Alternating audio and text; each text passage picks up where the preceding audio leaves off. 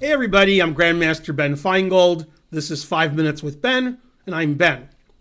Continuing to look at opening traps in our 5 Minutes with Ben series, I'm going to show you the most famous trap in the Smith-Morra.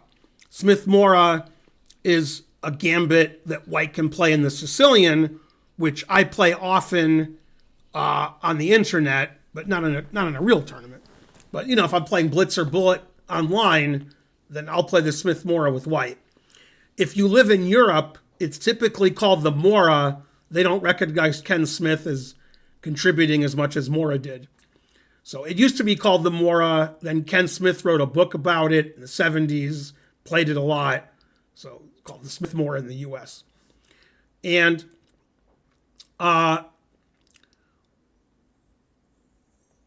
this is the most famous trap, which involves black playing terribly, but it happens a lot. So if you have white in a Smith-Morra gambit, this you could win a game just like this. Okay, so it starts in a Sicilian, because that's what the Smith-Morra is.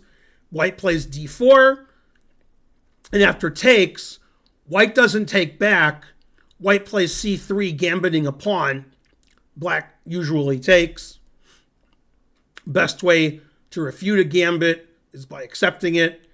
And I actually, in the year 2000, co-authored a book with my good friend Bob Schiffoni on how to play black against the Smith-Morra. But this video, we're going to show you how not to play black, because that's more exciting. Okay, knight c6 is the main move. Knight f3. d6 is the main move, and bishop c4. Now, you'll probably be surprised if you don't know this position, what the main move is here for black.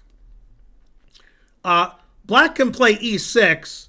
That's perfectly reasonable, but most grandmasters in the 70s and 80s, when they faced the Smith-Morra, they played a6.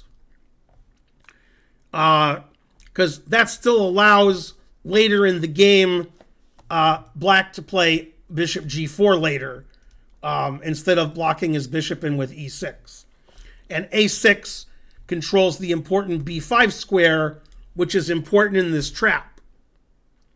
Okay, a mistake that a lot of lower rated players make is knight f6. Knight f6 looks good. Unfortunately, white gets the advantage with e5. And black has three ways that they typically meet this. Knight g4, d takes e5, and knight takes e5. And of those three moves, we're going to look at the worst one, because that's the best trap. And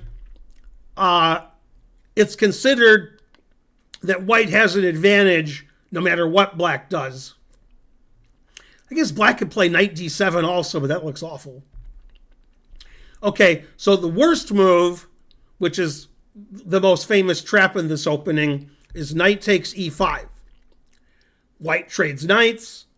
Now, looks like white can trade queens on d8, then take the pawn on f7, but black would still be a pawn ahead, and e6 would trap the bishop.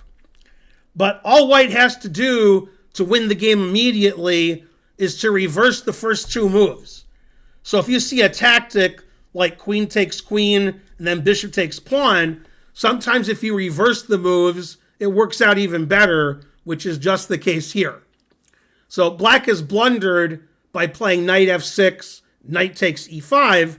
Now white wins the game by playing bishop takes f7 check, removing the defender of the black queen. Black only has one legal move.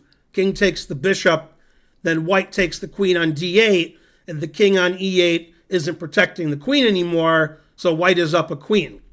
And that's a very famous trap in the Smith-Morra.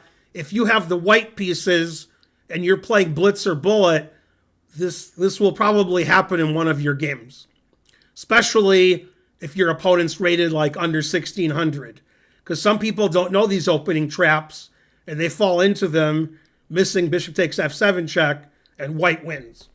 I'm Grandmaster Ben Feingold. This has been 5 Minutes with Ben. Please like and subscribe and leave a comment, and I'll see you guys next time with more 5 Minutes with Ben. Bye.